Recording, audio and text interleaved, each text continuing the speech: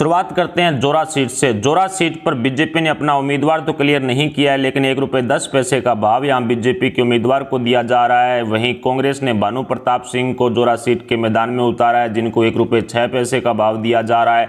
फिलहाल जोरा सीट सट्टा बाजार ने सर्वे के मुताबिक कांग्रेस के खाते में डाल दी है। आगर सीट जो 80 रिजर्व है, यहाँ से बीजेपी के उम्मीदवार का नाम क्लियर नहीं है, लेकिन 2003 से ही बीजेपी का यहाँ लगातार कब्जा रहा है। ऐसे में बीजेपी के उम्मीदवार को ₹1 का भाव यहाँ दिया जा रहा है। कांग्रेस ने विपिन वानखेड़े को चुनावी मैदान में उतारा है, जिसको ₹1.60 का भाव दिया जा रहा है। सट्टा बाजार ने आगर सीट फिलहाल बीजेपी के खाते में डाल दी है। ग्वालियर से बीजेपी के उम्मीदवार हैं प्रद्युमन सिंह तोमर, जिनको ₹1.05 का भाव दिया जा रहा है। वहीं कांग्रेस ने सुनील शर्मा को ग्वालियर सीट पर उतारा है, जिनको ₹1.23 का भाव दिया जा रहा है। सट्टा बाजार ने ग्वालियर सीट फिलहाल के लिए बीजेपी के खाते में डाल दी है। ग्वालियर पूर्व से मुन्नालाल गोयल हैं बीजेपी के उम्मीदवार, जिनको ₹1.16 का भाव सट्टा बाजार दे रहा है। कांग्रेस के उम्मीदवार का नाम नहीं आया है, लेकिन कांग्रेस को यहां ₹1.18 का भाव मिल रहा है। ऐसे में ग्वालियर पूर्व की सीट बीजेपी के खाते में डाल दी गई है। डबरा सीट से बीजेपी के उम्मीदवार हैं इमरती देवी, सरकार में मंत्री भी हैं, उनको ₹1.12 का भाव दिया जा रहा है। कांग्रेस के उम्मीदवार का नाम क्लियर नहीं है, लेकिन ₹1.35 का भाव यहां पर सट्टा बाजार कांग्रेस को दे रहा है। डबरा सीट फिलहाल के लिए बीजेपी के खाते में डाल दी गई है। डबरा सीट 80 रिजर्व है। कांग्रेस की सर्वे में भी डबरा सीट बीजेपी के खाते में ही गई थी। बमोरी से महेंद्र सिंह सिसोदिया हैं बीजेपी के उम्मीदवार, जिनको ₹1.20 का भाव दिया जा रहा है। और कांग्रेस ने KL अग्रवाल को बमोरी सीट पर उतारा है, जो बीजेपी से ही कांग्रेस में आए हुए हैं, उनको ₹1.5 का भाव दिया जा रहा है। ऐसे में बमोरी सीट बीजेपी के खाते में फिलहाल डाल दी गई है और कांग्रेस की सर्वे में भी बमोरी सीट बीजेपी के खाते में ही गई थी। सुर्खी से गोविंद सिंह राजपूत हैं बीजेपी के उम्मीदवार, जिनको ₹1.24 का भाव दिया जा रहा है, जबकि कांग्रेस के उम्मीदवार का नाम अभी नहीं आया, लेकिन ₹1.28 का भाव यहां पर कांग्रेस को मिल रहा है। ऐसे में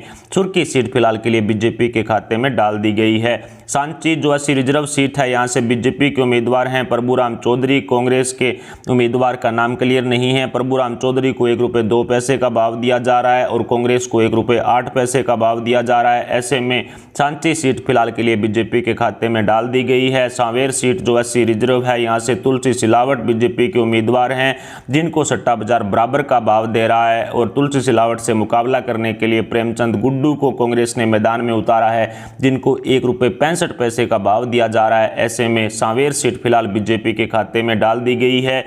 सुमावली से आयदल सिंह कंसाना हैं बीजेपी के उम्मीदवार, जिनको ₹1.13 का भाव दिया जा रहा है। कांग्रेस के उम्मीदवार का नाम साफ नहीं है, अभी ₹1.20 का भाव यहां कांग्रेस को दिया जा रहा है। सुमावली सीट फिलहाल के लिए सट्टा बाजार ने बीजेपी के खाते में डाल दी है।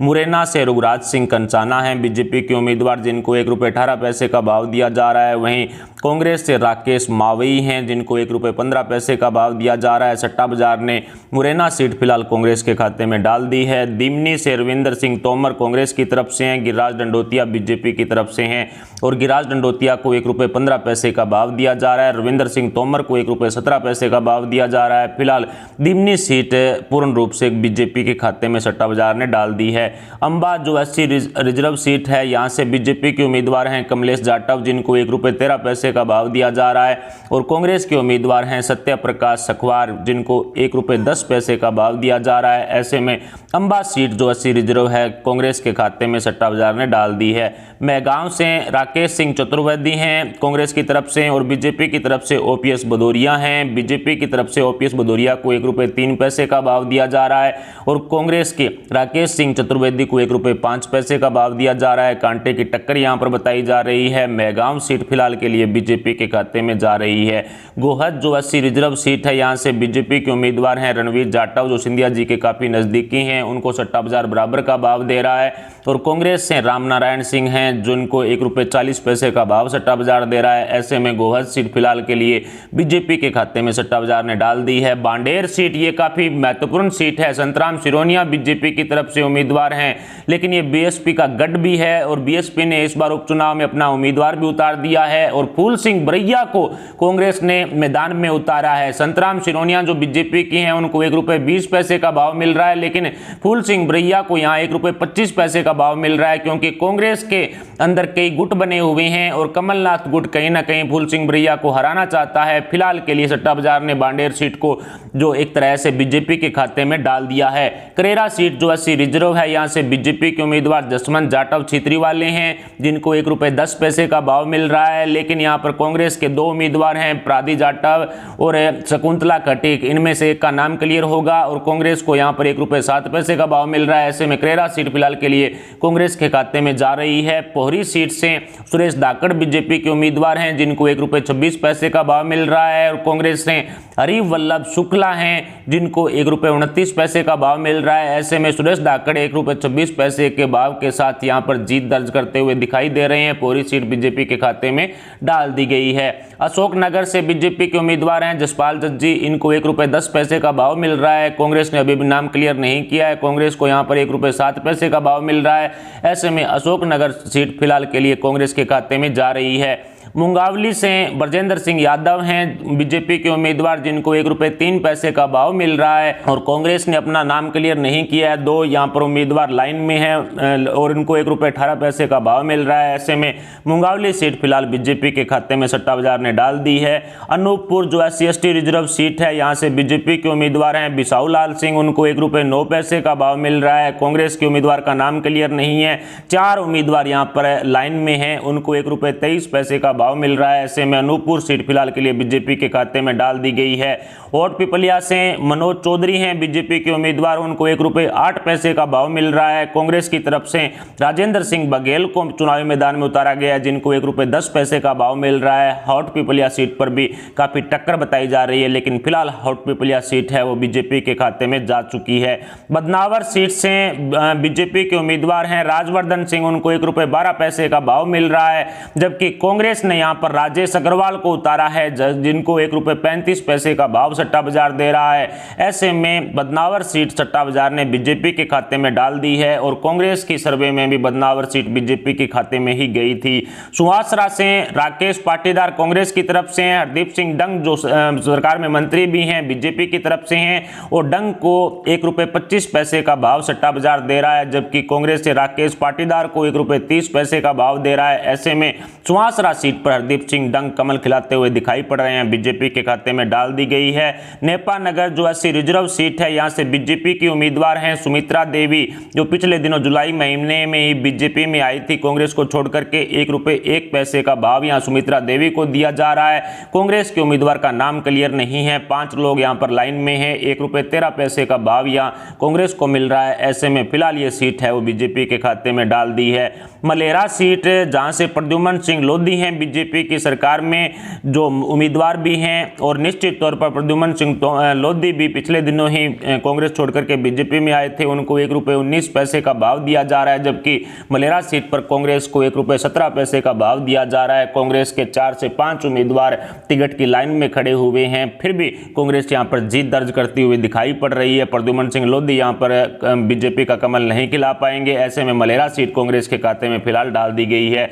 मंदाता सीट से नारायण सिंह पटेल हैं बीजेपी की तरफ से, जिनको 1 रुपये 21 पैसे का भाव दिया जा रहा है, जबकि कांग्रेस के उम्मीदवार का नाम क्लियर नहीं हुआ है, लेकिन कांग्रेस को यहां पर 1 रुपये 25 पैसे का भाव मिल रहा है। ऐसे में मंदाता सीट बीजेपी के खाते में डाल दी गई है और इसको डालने के लिए एक कारण और भी है कि कांग्रेस कार्यकर्ताओं में एक तरह की जो यहां पर विद्रोह काफी ज्यादा मौजूद है उनमें, क्योंकि स्थानीय उम्मीदवार को टिकट नहीं मिलने की वजह से कांग्रेस के कार्यकर्ता काफी नाराज हैं, जिसका एक तरह से पूरा हर्जाना कांग्रेस को भुगतना पड़ेगा। कमलनाथ की खिलाफत मंदाता सीट पर हो रही है। ऐसे में नारायण सिंह पटेल आसानी से बीजेपी का कमल यहां पर खिलाते हुए दिखाई पड़ रहे हैं। इन सब सीटों को ध्यान में रखें तो कांग्रेस के हाथ सिर्फ 6 सीटें लग रही है, जबकि कांग्रेस की खुद की सर्वे जिसमें कमलनाथ दावा कर रहे थे कि वो 24 सीटों पर जीत दर्ज करेंगे, उनमें से सिर्फ 6 सीटें ऐसी है जिसको लेकर के राष्ट्रीय सट्टा बाजार ने अंतिम मोहर लगा दी है और बीजेपी के खाते में 21 सीटें इस बार जा रही है। है, क्योंकि बीएसपी के एक उम्मीदवार को लेकर के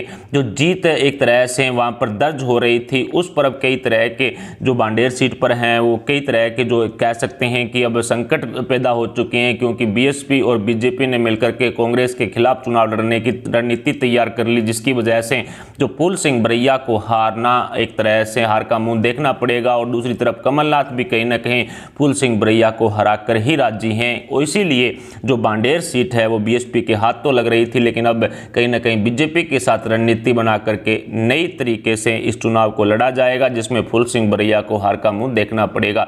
ऐसे में कहा जा सकता है कि कांग्रेस अब 6 सीटों पर ही सिमट कर रह जाएगी, जबकि बीजेपी 21 सीटों तक अपना जो वर्चस्व है वो कायम कर सकती है।